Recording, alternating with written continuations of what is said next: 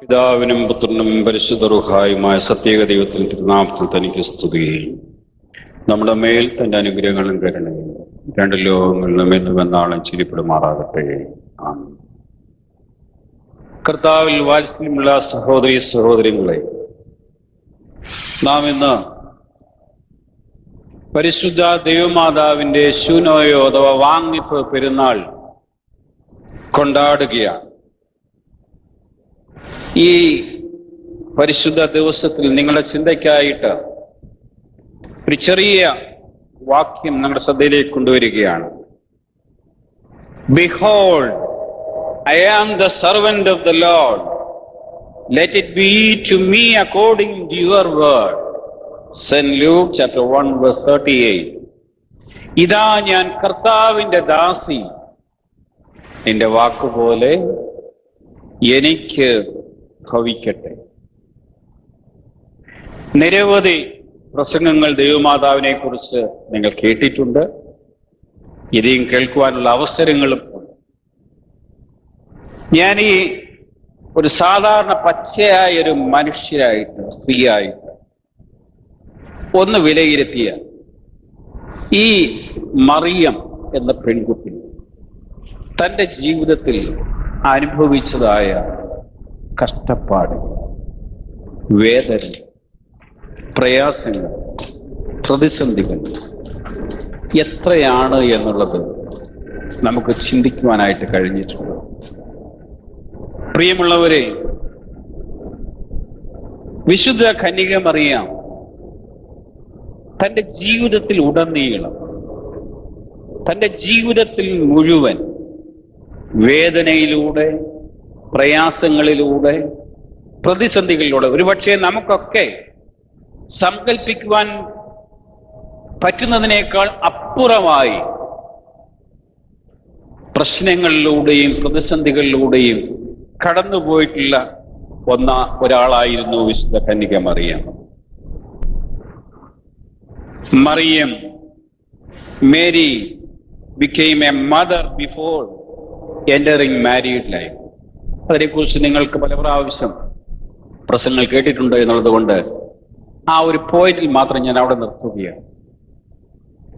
രണ്ടാമത്, ഈ പെൺകുട്ടിയെ പഠിക്കുമ്പോൾ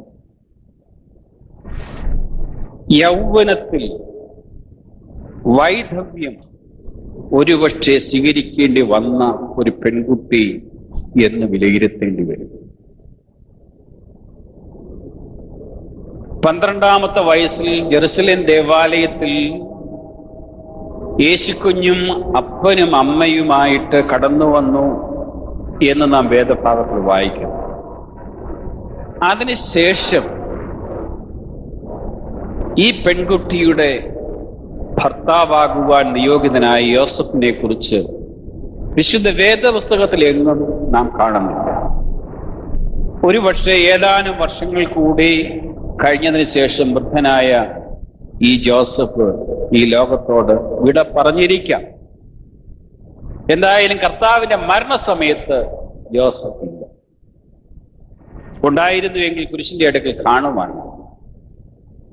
അപ്പൊ മനസ്സിലാക്കേണ്ടത്, ചെറുപ്പകാലത്ത് തന്നെ വിധവയായി മാറേണ്ടി വന്ന ഒരു പെൺകുട്ടി.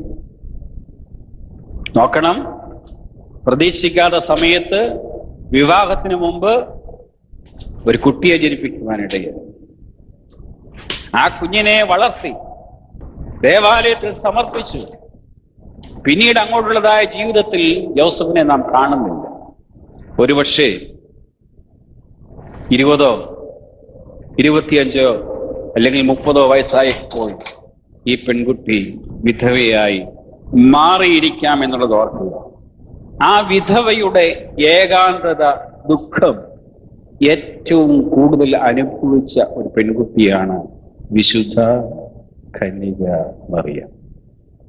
എന്നെ കേൾക്കുന്ന ചിലരെങ്കിലും വൈധവ്യത്തിൽ ആയിരിക്കുന്നവർ, ഭർത്താവ് നഷ്ടപ്പെട്ടവരുണ്ട്, ഭാര്യ നഷ്ടപ്പെട്ടവരുണ്ട്, ഏകാന്തത നഷ്ടപ്പെട്ടവരുണ്ട്.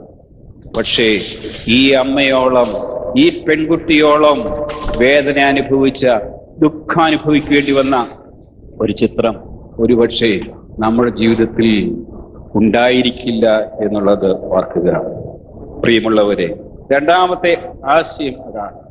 ജോസഫ് എപ്പോൾ മരിച്ചുവെന്നോ എങ്ങനെ മരിച്ചുവെന്നോ അതിനെക്കുറിച്ച് മറിയം അല്ലെങ്കിൽ പിൽക്കാലത്ത് എങ്ങനെ ജീവിച്ചു എന്നുള്ളതിനെ കുറിച്ചൊന്നും വ്യക്തമായ തെളിവുകൾ വേദപുസ്തകത്തിൽ ഇല്ല എന്നുള്ളത് ഒരു കാര്യം ശ്രദ്ധിക്കുക.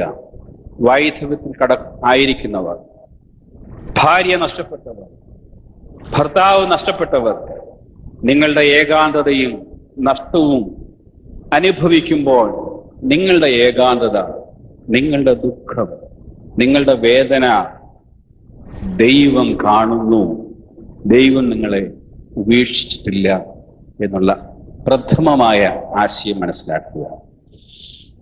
മൂന്നാമത്തെ ചിന്ത, Mary witness the crucifixion of her sun. ഇതാ ഏറ്റവും ഭീകരമായ ഒരു ചിത്രം. ഒരമ്മ തൻ്റെ മകൻ കുരിശിൽ കിടന്ന് പിടഞ്ഞു മരിച്ച് കിടക്കുന്നത് കാണേണ്ടി വന്ന ദൗർഭാഗ്യവതിയായ, മാനുഷികമായിട്ട് ചിന്തിക്കുമ്പോൾ നമുക്ക് തോന്നും ദൗർഭാഗ്യവതിയായ ഒരു സ്ത്രീ എന്ന്.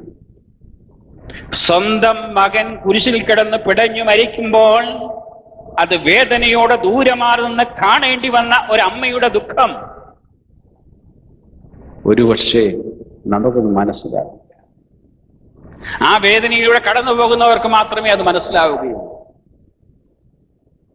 നമ്മുടെ പ്രിയപ്പെട്ടവർ ഇങ്ങനെയുള്ള അനുഭവത്തിലൂടെ കടന്നു പോകുമ്പോൾ അതിന്റെ തീവ്രത, ആ വേദനയുടെ തീവ്രത എത്രമാത്രമുണ്ട് എന്ന് നമുക്ക് അനുഭവിച്ചറിയാൻ സാധിക്കുകയുള്ളൂ. One of the most painful moment in her life, അവളുടെ ജീവിതത്തിലെ ഏറ്റവും കഠിനമായ അനുഭവം. But she, according to St. John chapter 19 verse 25, standing by the cross of Jesus was his mother. ഇത്രയും വേദനയും ദുഃഖത്തിലൂടെ കടന്നു പോകുമ്പോൾ ആ വേദനയെല്ലാം കടിച്ചമർത്തി ഹൃദയത്തിൽ അമർത്തിക്കൊണ്ട് ആ കുരിശിന്റെ അടുക്കൽ അവൾ കരഞ്ഞ് തെങ്ങിക്കൊണ്ട് നിൽക്കുകയാണ്. പ്രിയമുള്ളവരെ, ആ അമ്മയുടെ ചിത്രം ഒന്ന് മനസ്സിലേക്ക് കൊണ്ടുവന്നു. എത്രമാത്രം വേദനയിലൂടെ ആയിരിക്കാം ആ അമ്മ കടന്നുപോയത്, ആ പെൺകുട്ടി കടന്നുപോയത്. താൻ 33.5 വയസ്സ് വരെ വളർത്തിയ ആ മകൻ കുരിശിൽ കിടന്ന് പിടയുകയാണ്. എനിക്ക് ദാഹിക്കുന്നു എന്ന് ചോദിച്ചപ്പോൾ അല്പം വെള്ളം കൊടുക്കുവാൻ പോലും അവൾക്ക് കഴിഞ്ഞില്ല. അവൾ ദൂരെ മാറി നിൽക്കേണ്ട ഒരു ഗതികേട്. പ്രിയമുള്ളവർ, അത്രമാത്രം തീവ്രമായ ഒരു ജീവിത സാഹചര്യത്തിലാണ് ആ പെൺകുട്ടി കടന്നുപോയത് എന്നുള്ളത് നാം വിസ്മരിക്കുന്നത്.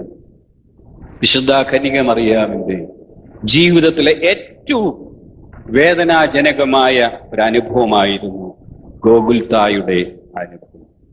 സ്വന്തം മകന്റെ അപമാനം, സ്വന്തം മകൻ അടിയേൽക്കുന്നത്, സ്വന്തം മകൻ കുപ്പലേൽക്കുന്നത്, സ്വന്തം മകൻ കുന്തത്താൽ കുത്തുകൊള്ളപ്പെടുന്നത്, ചാട്ടവാറുകൾ അടിയേൽക്കപ്പെടുന്നത്, വേദനയും സഹിച്ചും കൊണ്ട് അവൻ ഗോൽഗൊത്തായിലേക്ക് കുരിശും കൊണ്ട് നടന്നു പോകുന്നത്, ദൂരെ മാറി നിന്ന് വേദനയോടെ കാണേണ്ടി വന്ന ഒരു അമ്മയുടെ അനുഭവം,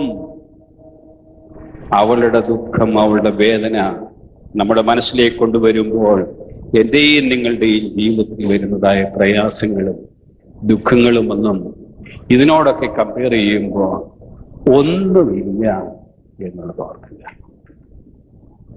ആ മറിയം എന്ന പെൺകുട്ടി, ആ മാതാവ് അനുഭവിച്ച വേദന, ദുഃഖം, അത് നമ്മുടെ ജീവിതത്തിൽ നമുക്കൊരു ചെറിയ പ്രയാസം വരുമ്പോൾ നമുക്ക് സഹിക്കാൻ പറ്റുന്നില്ല, ചെറിയൊരു വേദന വരുമ്പോൾ നമുക്ക് ഉൾക്കൊള്ളാൻ പറ്റുന്നില്ല, ചെറിയൊരു പ്രതിസന്ധി വരുമ്പോൾ നമുക്കത് ഉൾക്കൊള്ളാൻ പറ്റുന്നില്ല. പക്ഷേ മറിയം ആ കുരിശിനരികെ കരഞ്ഞുകൊണ്ട് പ്രാർത്ഥിച്ചുകൊണ്ട് എങ്ങും മാറിപ്പോകാതെ തളർന്നു വീഴാതെ അവിടെ തന്നെ നിന്നു എന്നുള്ളതാണ്. അതുകൊണ്ടാണ് കർത്താവ് ആ തളർന്നു നിൽക്കുന്ന അമ്മയെ കണ്ടു. വേദനയോടെ കുരിശിന്റെ അരികിൽ നിൽക്കുന്നതായ തൻ്റെ അമ്മയെ കർത്താവ് കണ്ടു. അവൻ പറയുകയാണ്, യോഹന്നാൻ അടുത്ത് നോക്കുന്നുണ്ട്, അവനോട് പറയുകയാണ്, ഇതാ നിന്റെ അമ്മ. സ്ത്രീയോട് പറഞ്ഞു, ഇതാ നിന്റെ മകൻ. പ്രിയമുള്ളവരെ, പ്രയാസങ്ങളിലൂടെ കടന്നു പോകുന്നവരുടെ വേദന കാണാത്തവനല്ല എൻ്റെ കർത്താവ്. നിങ്ങളുടെ വേദന കർത്താവ് അറിയുന്നു, നിങ്ങളുടെ രോഗം കർത്താവ് അറിയുന്നു, നിങ്ങളുടെ പ്രയാസം, നിങ്ങൾക്കൊന്നും ചെയ്യാൻ പറ്റാത്തതായ സാഹചര്യം അത് കർത്താവ് അറിയുന്നു. അവിടെ ധൈര്യത്തോടു കൂടെ എന്റെ വേദനകളെ കാണുന്നൊരു കർത്താവ് എനിക്കും നിങ്ങൾക്കും ഉണ്ട് എന്നുള്ളത് വാക്കുവാണ്. ഐ തേഴ്സ്റ്റ്, എനിക്ക് ദാഹിക്കുന്നു. ആ അമ്മയ്ക്കൊന്നും ചെയ്യാനായിട്ട് പറ്റുന്നില്ല. പക്ഷെ അവൾ ദൂരെ മാറി ആ കുരിശിനരികിൽ നിന്ന് ഒരുപക്ഷെ കരഞ്ഞ് നിലവിളിക്കുകയാകാം. പ്രിയമുള്ളവരെ, അവിടെ ഉണ്ടായിരുന്നവർ കയ്പുനീര് പുളിച്ച വീഞ്ഞ് യേശുവിന് കൊടുത്തതായി സുവിശേഷം പറയുന്നു. എന്നാൽ ഒരമ്മയ്ക്ക് മരണസമയത്ത്, തൻ്റെ മകന്റെ മരണസമയത്ത് അവസാനമായിട്ടൊന്ന് വെള്ളം ചോദിച്ചപ്പോൾ ആ അമ്മയ്ക്കത് കൊടുക്കാനായിട്ട് പറ്റിയില്ല. ഒരുപക്ഷെ ആ മകൻ പ്രതീക്ഷിക്കുകയാണ് തൻ്റെ അമ്മ അല്പം വെള്ളം സ്പോഞ്ചിലൂടെ തരും, ഊഹിക്കാം. പക്ഷെ അമ്മയുടെ നിസ്സഹായ. പ്രിയമുള്ളവരെ, ചില അവസരങ്ങളിൽ മാതാപിതാക്കൾ നിസ്സഹായരായിട്ട് നോക്കി നിൽക്കേണ്ട സാഹചര്യങ്ങൾ. തങ്ങളുടെ മക്കളുടെ വേദനകളിലൂടെ കടന്നു പോകുമ്പോൾ കണ്ടുകൊണ്ടിരിക്കേണ്ട, വേദനയോടെ കണ്ടുകൊണ്ടിരിക്കേണ്ട, നിസ്സഹായതയോടെ കണ്ടു നിൽക്കേണ്ടതായ സാഹചര്യങ്ങൾ. പക്ഷേ അവിടെ ഓടിപ്പോവുകയല്ല, അവളോടൊപ്പം അവനോടൊപ്പം അവിടെ ചേർന്ന് നിൽക്കുകയാണ്.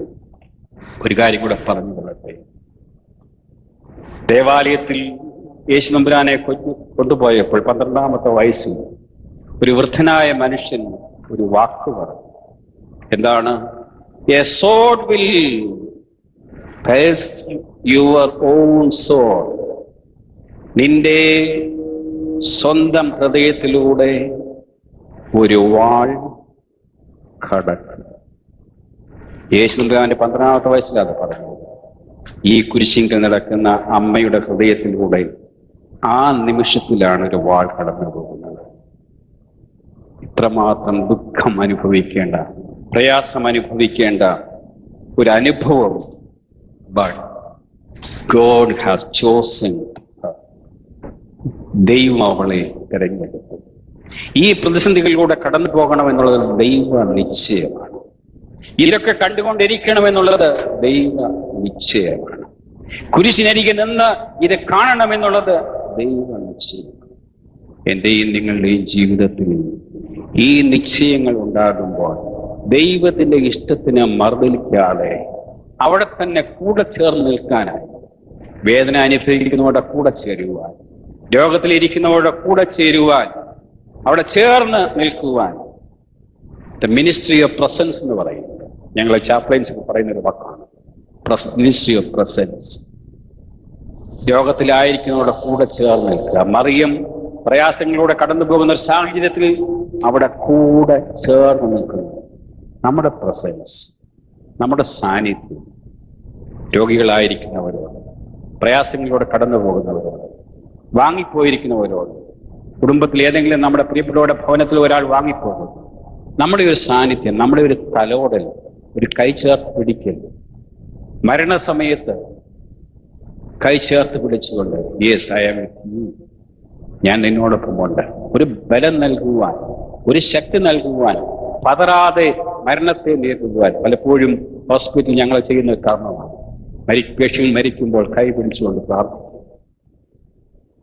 മരണസമയത്ത് കൂടെ നിൽക്കുവാൻ, പ്രതിസന്ധികൾ കൂടെ നിൽക്കുവാൻ ഈ വേദഭാഗം നമ്മോട് ആവശ്യപ്പെടുന്നു. പരിശുദ്ധ ദൈവമാതാവിന്റെ മറ്റൊരു ചിത്രമാണ് നാം കാണുന്നത്. സംടൈംസ് അവർ presence itself as a ministry.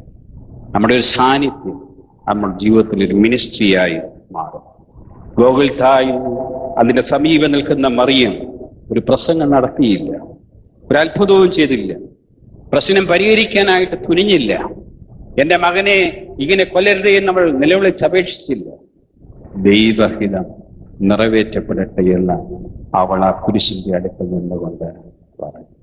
നമുക്ക് നമ്മുടെ ജീവിതത്തിൽ പ്രയാസങ്ങളിലൂടെ കടന്നു പോകുന്നവരോടൊപ്പം ചേർന്ന്, രോഗത്തിലൂടെ കടന്നു പോകുന്നവരോടൊപ്പം ചേർന്ന്, വിടവാങ്ങലിന്റെ വേദനയുടെ അനുഭവത്തിൽ നിൽക്കുന്നവരുടെ കുടുംബത്തോടൊപ്പം ചേർന്ന് നമ്മുടെ പ്രസൻസിലൂടെ, അവരുടെ സാമീപ്യത്തിലൂടെ അവർക്ക് അല്പം സ്വാന്തനം ഏകുവാൻ കഴിഞ്ഞാൽ അതായിരിക്കും ഈ വാങ്ങിപ്പിന്റെ പെരുന്നാൾ മറിയ നൽകുന്ന സന്ദേശം. May God bless you.